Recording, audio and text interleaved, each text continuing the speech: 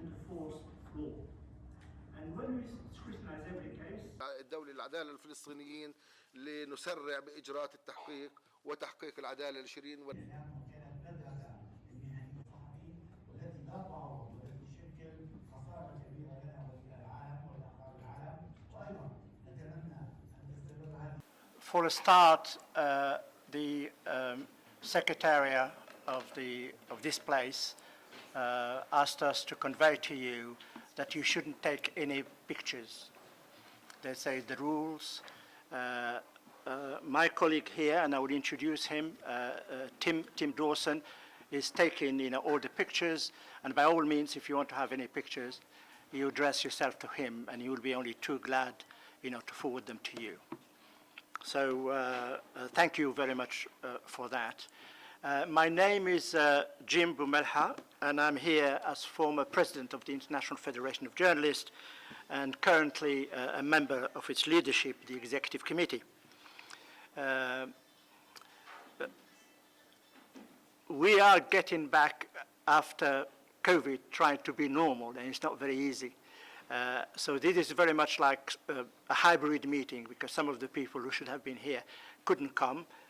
There are two people that would have spoken here, but they have sent videos. So I hope that you will bear with us and you listen to what they've got to say.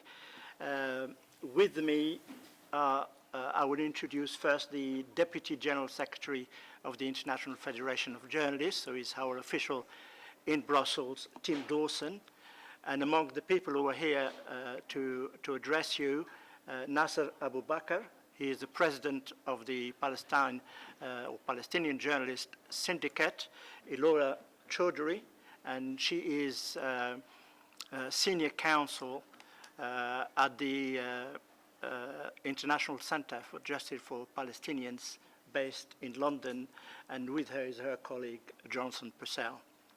Now today is the 1-year anniversary, almost to the day. Yesterday was the anniversary when we submitted our communication to the ICC Prosecutor General Karim Khan in The Hague, requesting that he opens an investigation according to his obligations under Article 15 of the Rome Statute into the murder of Shireen Abu Akleh and the attack on her colleague Ali Samoudi and Shatta Haneisha.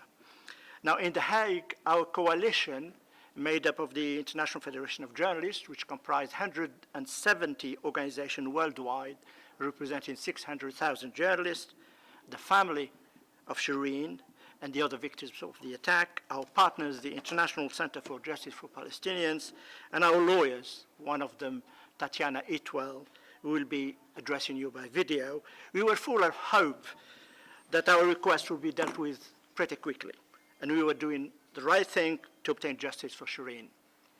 Today, we're still waiting, but we haven't lost hope. Shireen was our member, and she was a member of our affiliate, the Palestinian Journalist Syndicate, and with her union and her employers, we were responsible for her safety.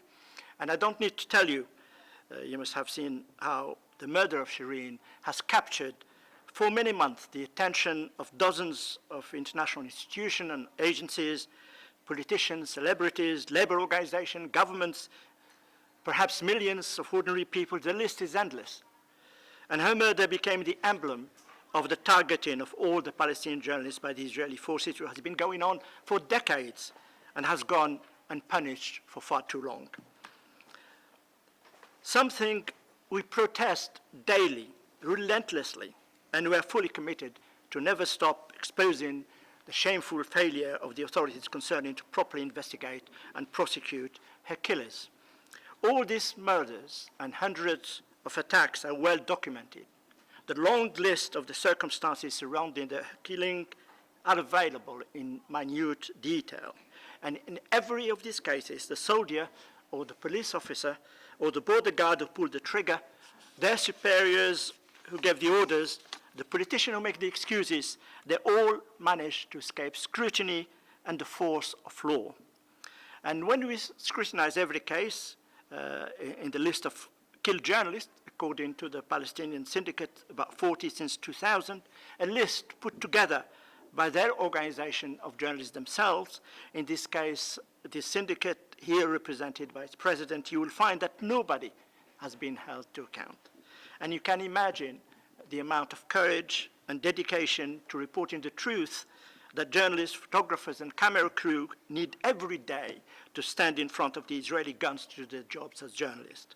And for decades, we have been pressing the Israel authorities to abide by international standards and also to recognize Palestinians as journalists. And this call still remains unheard as successive Israeli government continued for years to shirk the responsibilities. And it is finally the ruling by the judges of the pre-trial chamber, the ICC, that Palestine is a state party to the Rome Statute, which opened the door for us and for the Palestinian Syndicate. Historic turning point. We know pretty well that this may not be a straightforward undertaking, but we will continue campaigning until these cases are put in front of the International Court. And I don't need to tell you that there are plenty of cynical voices telling us we shouldn't put faith in these institutions. We don't agree with them. We believe in the rule of law, and we fight day in, day out, and we use every international institution to try and enforce rights and freedoms.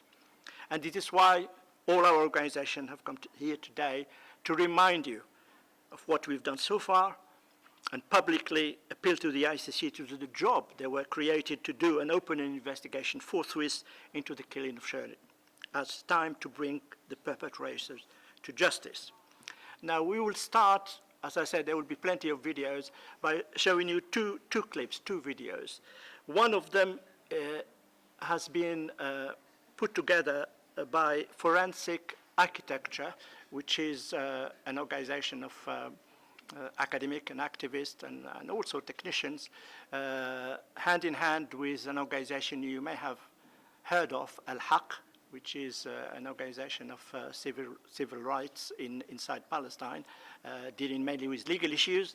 The clip is short, is about 8 to 10 minutes, and it is at the time, more than a year ago, one of the many investigations that have taken place. I'm sure you're very much aware that in the United States there was many organizations, CNN, there were the New York Times, they all did their investigation. This one, came based on clips and methodology and pictures that were given to this organization by Al Jazeera. Al Jazeera was the camera crew that was there that went into recording what has happened. So let's be patient and start with this one. Then the second one is a clip that was put together by the Palestinian Journalist Syndicate.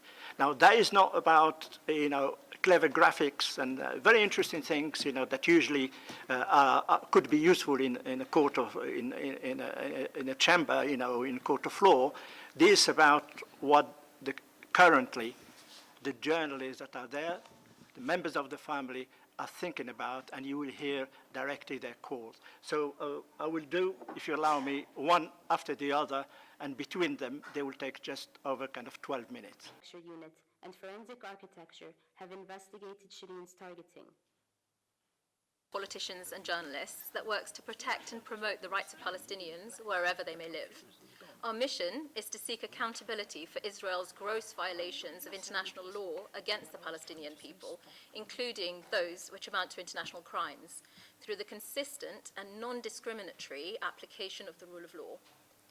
A year ago yesterday, we filed an Article 15 communication with the ICC regarding the killing of Shireen Abu Akleh, the shooting of Ali Samoudi, and the targeting of Shattah Hanaisha by Israeli occupation forces in Jenin refugee camp on the 11th of May 2022.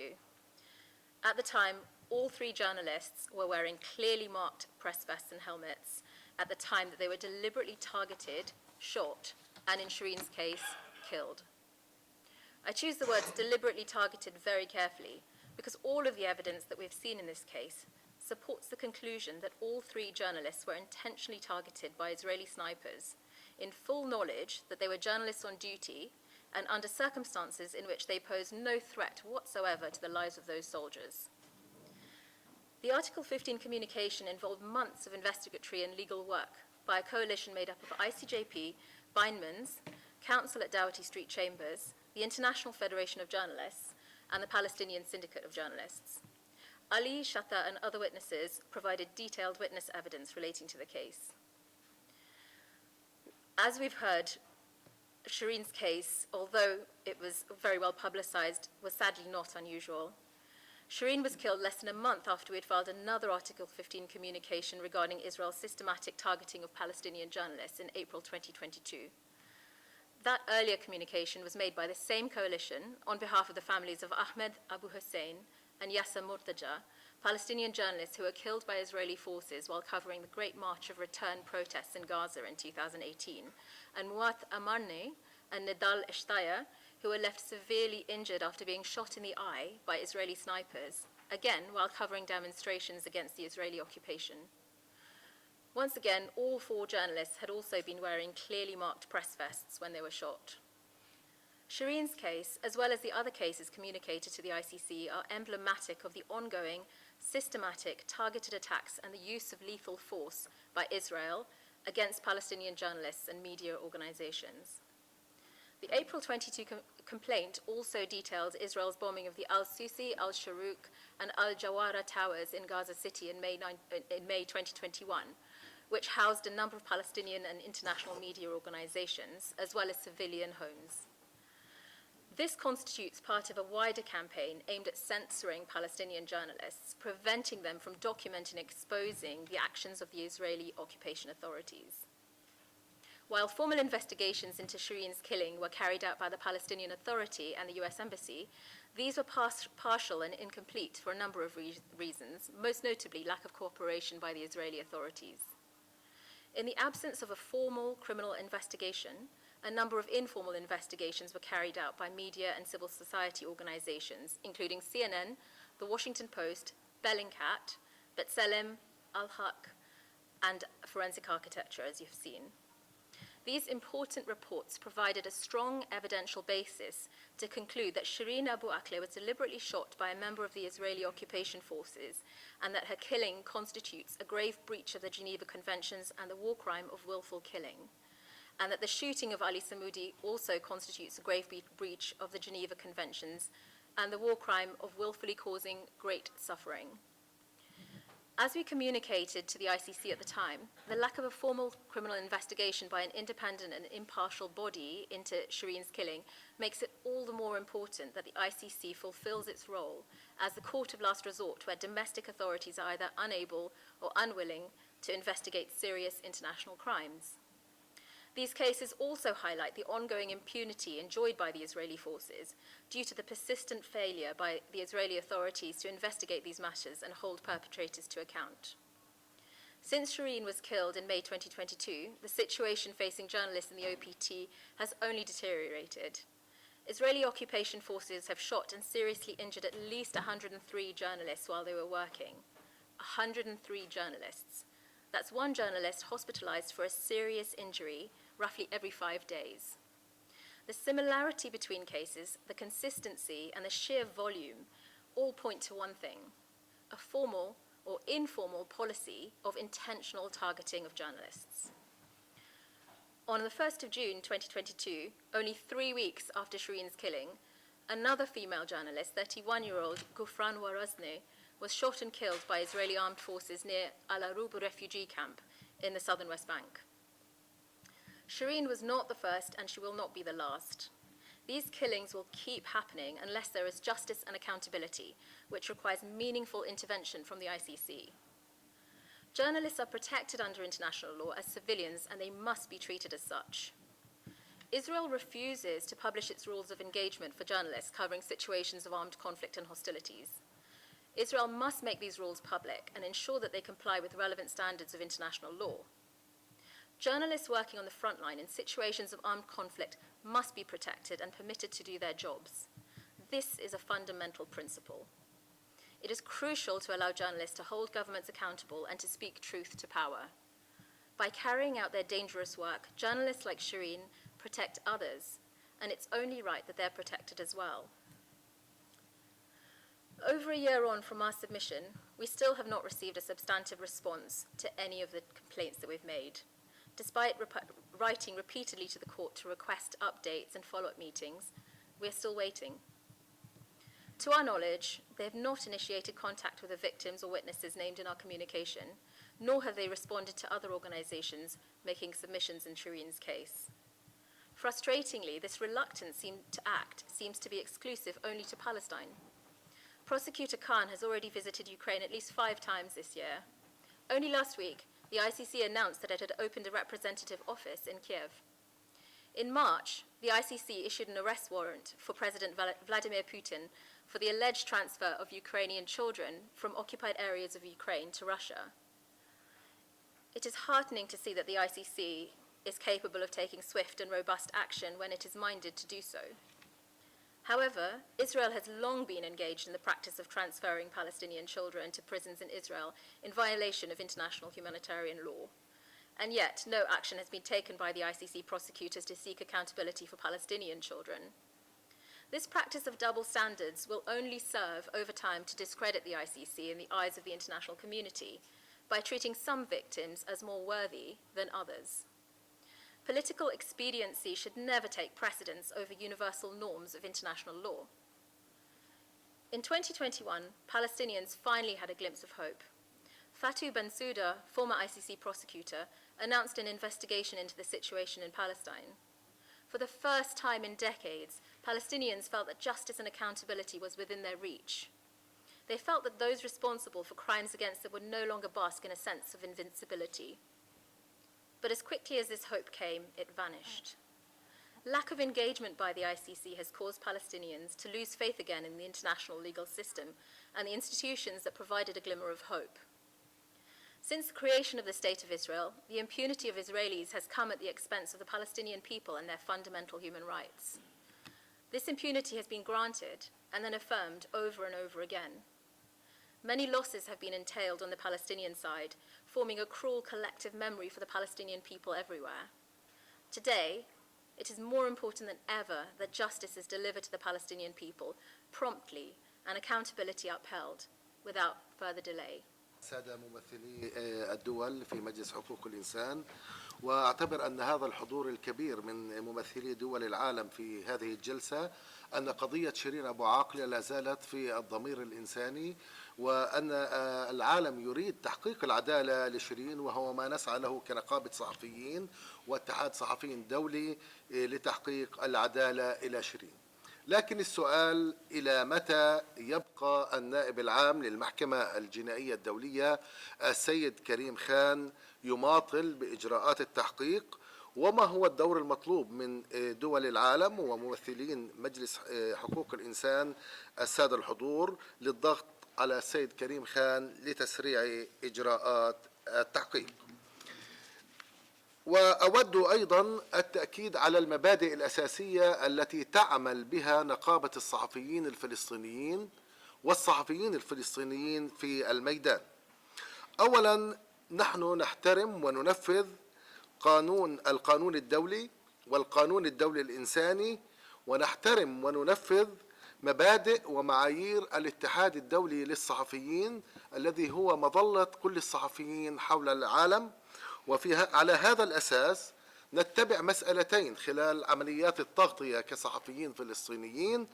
أولا، يتحرك الصحفيين جماعات يتحركوا مع بعضهم البعض لحماية أنفسهم من الاحتلال، ويلبسوا لباس الصحافة الواقي من الرصاص والمتفجرات من أجل الحفاظ على سلامتهم.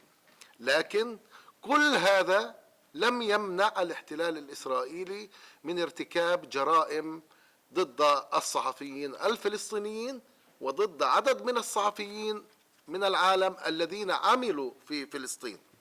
وهنا أذكر الرقم الذي منذ عام 2000 حتى هذا اليوم قتلت سلطات الاحتلال الإسرائيلي في فلسطين 55 صحفيا، منهم صحفيان 2 من إيطاليا، منهم رافائيل تشاريلو، وصحفي من فرنسا إصابته خطيرة، وصحفي من الولايات المتحدة قتل، وصحفي من بريطانيا أيضا قتل برصاص الاحتلال في مدينة رفح في قطاع غزة.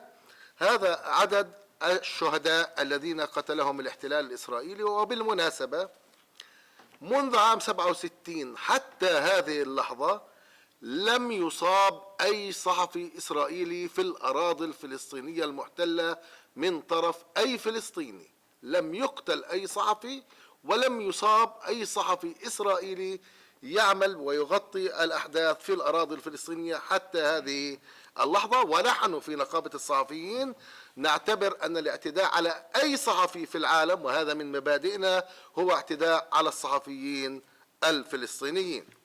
أما عدد الجرائم والانتهاكات والاعتداءات التي أحصتها نقابة الصحفيين، وهنا أذكر أن نقابة الصحفيين تصدر تقريرا للحريات سنويا، مطلع كل عام نصدر تقرير سنوي فيه عدد الانتهاكات والإصابات، ولا أيضا نستعرض الانتهاكات الداخلية في فلسطين، ولكن الجرائم هي ترتكب من الاحتلال الإسرائيلي. أكثر من 9000 اعتداء وجريمة وانتهاك ارتكبتها قوات الاحتلال الإسرائيلي منذ عام 2012. هذا عدد مذهل إذا قسمناه على عدد 11 سنة، بمعدل من اعتداءين إلى 3 اعتداءات يوميا على مدار 11 سنة ضد الصحفيين الفلسطينيين. وأيضا إذا قسمنا 55 صحفي على مدار 23 صحفي، عمليا كل سنة في جريمتين يرتكبن بحق الصحفيين الفلسطينيين. العام الماضي قتلت شيرين أبو عاقلة، وقتلت أيضا الشهيدة الصحفية غفران وراسني. علي سمودي زميلنا اللي كان مع شيرين أصيب 9 مرات. نحن نريد أن تتحقق العدالة لشيرين، ونريد أن من المحكمة الجنائية الدولية التي تقدمنا بشكوى لها في 20/9 العام الماضي 20 سبتمبر أن تبدأ إجراءات التحقيق. حتى الآن ما تسلمناه من مكتب النائب العام هو فقط رسالة موجهة للمحامين أننا استلمنا الشكوى ونفحص يعني ملف الشكوى. هذا ما تسلمناه في تاريخ 6 ديسمبر الماضي، ومر على القضية اليوم أكثر من سنة ولا يوجد أي إجراءات تحقيقية على الأرض. إسرائيل رفضت التحقيقات حتى الداخلية، وقالت أن الجريمة لا ترتقي إلى أن يتم تحقيق فيها. هذه الجريمة التي هزت الرأي العام والمجتمع الدولي لا ترتقي لأن تصبح أن تكون جريمة يحقق بها جيش الاحتلال الإسرائيلي. جرت 6 تحقيقات من كبرى وسائل الإعلام، منها CNN والBBC والجزيرة والنائب العام الفلسطيني، وباطلاع من الولايات المتحدة الأمريكية، وكلها أكدت أن الرصاصة والسلاح الذي استخدم لا يستخدمه إلا الجيش الإسرائيلي، نوع الرصاصة ونوع السلاح، وكلها قالت أن الاحتلال هو من قتل شيرين. والنائب العام يقول حتى الآن هذه الجريمة تحتاج إلى فحص. نحن نريد أن يفحصوا ويقوموا بدورهم القانوني، لكن يجب أن يبدأوا بإجراءاتهم القانونية، وإلا كيف نحمي كل الصحفيين الأحياء؟ نحن لدينا 3000 صحفي وعندنا 9000 جريمة واعتداء، يعني بمعدل أيضا كل صحفي يعمل في فلسطين أصيب 3 مرات، عايش أو ميت، كله تعرض إلى الاعتداءات الإسرائيلية. نحن نقول أن هذه الحرب الواسعة التي تخوضها سلطات الاحتلال الإسرائيلي، ومنها منذ قتل شيرين حتى اليوم 103 اعتداءات بإطلاق الرصاص. وأنا أقول إطلاق الرصاص هو محاولة لقتل صحفي، يعني جرت بعد قتل شيرين 103 محاولات احتلالية إسرائيلية بالرصاص لقتل حوالي 103 صحفيين فلسطينيين. هذا عدا عن الجرائم الأخرى.